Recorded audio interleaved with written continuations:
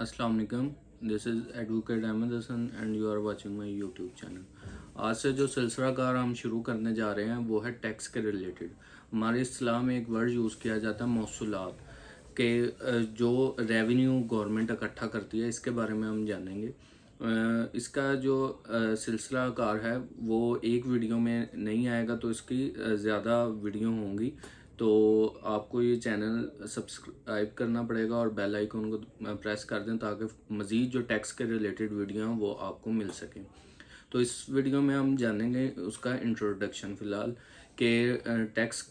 की ज़रूरत क्यों महसूस होती है, इसका जो बजट से क्या ताल्लुक़ है और इसके तारीख़ी मराहिल और इनकम टैक्स में हम क्या पढ़ते हैं, और फर्दर मज़ीद इसमें जानेंगे कि पाकिस्तान में अब कौन सा ऑर्डिनेंस मौजूद है, इससे हमें क्या रहनुमाई मिलती है और इसकी अहमियत क्या है। सबसे पहले अगर देखें कि टैक्स जो है उसकी ज़रूरत हमें क्यों महसूस होती है। कोई भी गवर्नमेंट जो है वो रेवेन्यू इकट्ठा करने के लिए टैक्स जो है वो एक इम्पोर्टेंट ज़रिया समझा जाता है, और इन्हीं इकसाम में एक जो किस्म है वो इनकम टैक्स की है। ये टैक्स जो है वो किसी भी गवर्नमेंट के सियासी और माशरती मसाइल को हल करने के लिए या उन्हें रन करने के लिए, चलाने के लिए किसी भी गवर्नमेंट को ज़रूरत होती है बजट की, पैसों की, जिनसे वो अपने तमाम जो हुकूमती अदारे हैं, मशीनरीज जो हैं, उनको चलाती है। तो इसी तरह अगर देखें कि उससे बजट का टैक्स से क्या ताल्लुक़ है, जो पाकिस्तान में हर साल जून के मंथ में बजट बताया जाता है, तो वो ज़्यादातर लोगों को उसका नहीं आइडिया वो यही है कि हुकूमत जो है अपनी नेक्स्ट ईयर की फोरकास्ट देखती है, और उसमें नेक्स्ट फोरकास्ट जब वो देखेगी वो उसमें ये ऑब्ज़र्व करती है कि जो उसका हुकूमती बजट है या वो उसका जितना भी ख़जाने में पैसे अवेलेबल हैं वो इस काबिल है कोई भी हुकूमत कि वो फर्दर जो प्लानिंग करना चाह रही है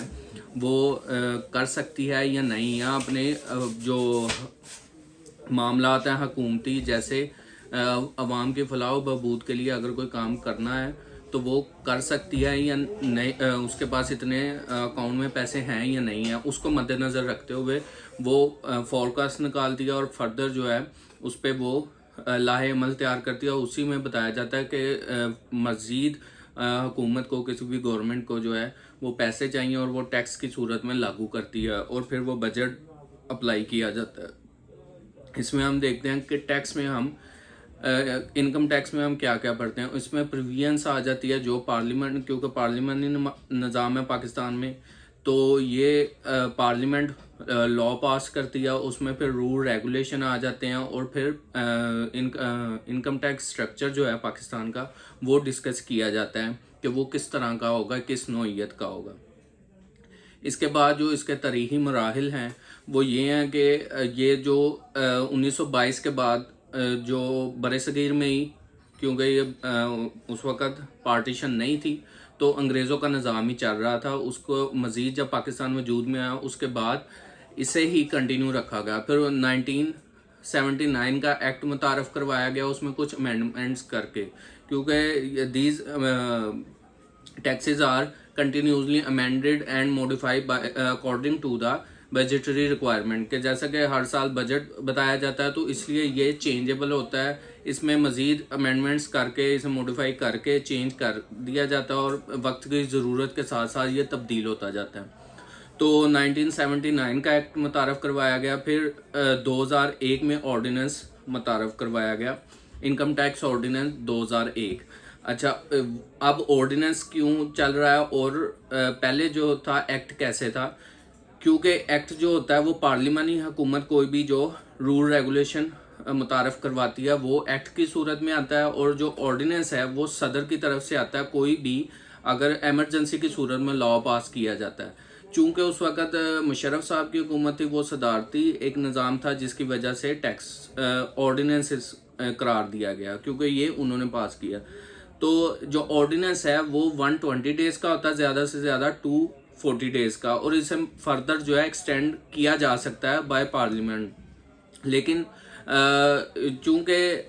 इसी को फिर कंटिन्यू रखा गया, इसलिए अब जो है ये चल रहा है, नहीं तो ये अगर इसे इसकी ज़रूरत 120 डेज़ और जैसे किसी एमरजेंसी की सूरत में कोई लॉ पास किया जाए उसके बाद उसे ख़त्म करना हो तो ये ख़त्म भी हो सकता है। लेकिन इनकम टैक्स ऑर्डिनेंस 2001 को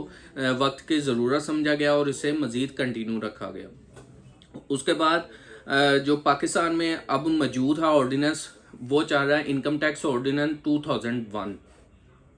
इसमें कंप्लीट प्रोसीजर है, इसमें टैक्स का रेट मुतारफ बताया गया है कि वो कितना होगा और मज़ीद इसमें सारी रूल रेगुलेशन बताए गए हैं, जैसे अदारा कौन सा इसे डील करेगा और बाकी तमाम चीज़ें जो है। उसके बाद अगर देखेंगे इसमें हमें इसमें क्या सहूलियत फराहम की जाती है। इसमें टैक्स में जो बेसिक इसकी अवाम को सहूलियत होती है वो यही होती है कि अवाम के ऊपर जो है वो टैक्स लगाया जाता है डिफरेंट किस्म की चीज़ों पे, गुड्स पे, और जैसे डिफरेंट किस्म की काइंड्स हैं टैक्स की जो फर्दर आगे हम डिस्कस करेंगे। तो उसमें टैक्स लगा के अवाम से वो पैसे लिए जाते हैं और उस अवाम की फलाह बहबूद के तौर पे ही उसे वो फिर रिटर्न कर दिए जाते हैं। वो डिफरेंट जैसे एजुकेशन यूनिवर्सिटीज़ हो गई और डिफरेंट जो हैं हॉस्पिटल्स की सूरत में, और सर्विसेज ऐसी गवर्नमेंट जो है अवाम की फलाह बहबूद के लिए सर्विसेज देती है, तो उसमें ये अवाम को सर्विस प्रोवाइड की जाती है। तो इसमें अब देखेंगे जो इस ऑर्डिनेंस की अहमियत क्या है। तो इसकी ये अहमियत क्या है कि इनकम टैक्स ऑर्डिनेंस 2001 जो है वो जितने भी फर्दर टैक्स आए हैं, जो अमेंडमेंट जैसे सेल टैक्स हो गया एक्ट, और उसके बाद ईच ईयर टैक्स हो गया जो हर साल तब्दील होता जाता है, उनके ऊपर जो है ये जैसे एक